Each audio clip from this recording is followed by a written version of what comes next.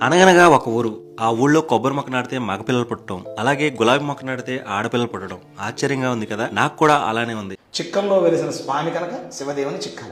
ఈ క్షేత్రంలో ఎవరికైతే సంతానం లేరో వాళ్ళు ఇక్కడ స్వామివారి సన్నిధిలో అభిషేకం చేసుకుని స్వామి సన్నిధిలో కొబ్బరి మొక్క నాటుకుంటారు. కొబ్బరి మొక్క నాటుకున్న రోజుకి మళ్ళా ఈ యొక్క క్షేత్రానికి వాళ్ళు వాళ్ళ సంతానంతో తిరిగి వస్తారు. పురుష సంతానం కోసం ఈ కొబ్బరి మొక్కను నాటుకుంటారు.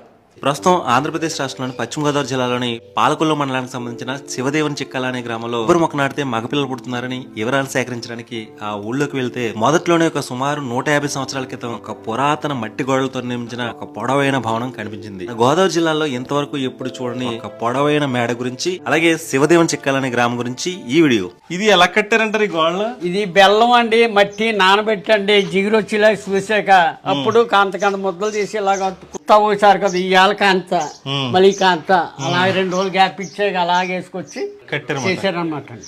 వడ్డే సరోజినీదేవి గారు వాయించిన వేనమాట 140 ఇయర్స్ వేన అంటే చాలా తేలిగ్గా ఉందండి. ఇది అసలు నేను బరువుగా ఉంటదేమో అనుకున్నాను కానీ అలా లేదు.